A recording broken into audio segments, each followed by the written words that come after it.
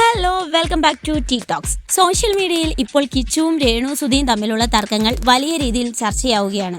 രോഗബാധിതയായ രേണുവിനെ കാണാൻ കിച്ചു പോയില്ല എന്ന് പറഞ്ഞ് സോഷ്യൽ മീഡിയയിൽ വലിയ രീതിയിലുള്ള വിമർശനങ്ങൾ ഉയർന്നിരുന്നു. ഇതിന് മറുപടി എന്നോണം കിച്ചു ഒരു വീഡിയോ പങ്കുവച്ചിട്ടുണ്ട്. ആ വീഡിയോയിൽ കിച്ചു പറയുന്നത് എന്താണെന്ന് നമുക്കൊന്ന് കണ്ടു നോക്കാം. എന്റെ സ്വന്തം അമ്മയിലെങ്കിലും എടുത്ത് നോക്കിയൊരു അമ്മയെന്നത് അമ്മേന്റെ വില എനിക്ക് എന്താണെന്ന് എനിക്ക് അറിയില്ലെങ്കിലുണ്ടല്ലോ പറഞ്ഞിട്ട് കാര്യമില്ല. കിച്ചു പറയുന്ന അമ്മയുടെ വില എനിക്ക് കിട്ടിയിട്ടില്ല. എന്റെ രണ്ടാമത്തെ വയസ്സിൽ എന്റെ സ്വന്തം അമ്മ എന്നെ ഇട്ടിട്ട് പോയത്. ഇപ്പോൾ ഉള്ള അമ്മ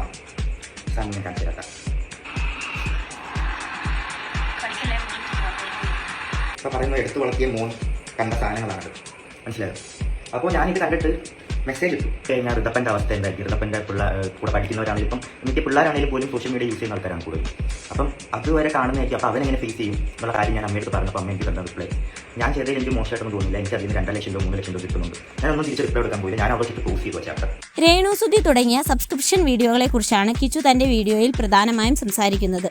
നാളെ വളർന്നു വരുമ്പോൾ മകൻ ഋതപ്പൻ ഇതൊക്കെ കാണില്ലേ എന്നും സോഷ്യൽ മീഡിയ ഉപയോഗിക്കുന്ന മറ്റു കുട്ടികളെ അവൻ എങ്ങനെ ഫേസ് ചെയ്യുമെന്നും താൻ രേണുവിനോട് ചോദിച്ചിരുന്നു എന്നാണ് കിച്ചു പറയുന്നത്.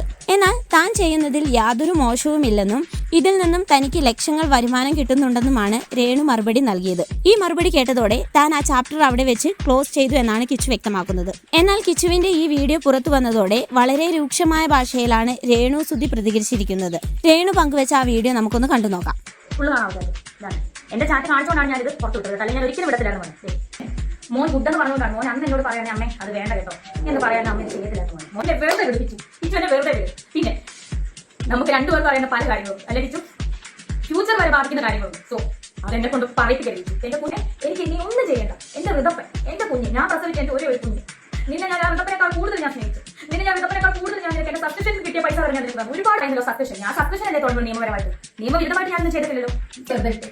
ഈ ഉള്ളവരെ വെറുതെ വിട്ടേ. ഞാൻ ചത്താലും എന്റെ ശവം പോലും ആരും വന്ന് കണ്ടെന്നെ ഒരു വീട്ടുപോലും ആരും സമർപ്പിക്കാൻ എന്നെ വെറുതെ വിട്ടേ. ഞാൻ ചത്താൽ എന്റെ ശവം കാണാൻ പോലും നീ വരരുത് കിച്ചു എന്നാണ് രേണുസുധി കരഞ്ഞുകൊണ്ട് പറയുന്നത്. താൻ ക്യാൻസർ രോഗത്തോട് മല്ലിടുകയാണെന്നും ഇനിയെങ്കിലും തന്നെ വെറുതെ വിടണമെന്നും രേണു പറയുന്നു. കിച്ചുവിനെ സ്വന്തം മകൻ ഋതപ്പനേക്കാൾ കൂടുതൽ സ്നേഹിച്ചതാണെന്നും പണ്ടത്തെ രാഹുൽദാസ് ആരായിരുന്നുവെന്ന് ചില പോലീസ് സ്റ്റേഷനുകളിൽ അന്വേഷിച്ചാൽ അറിയാമെന്നും രേണു ഈ വീഡിയോയിലൂടെ തുറന്നടിക്കുന്നുണ്ട്.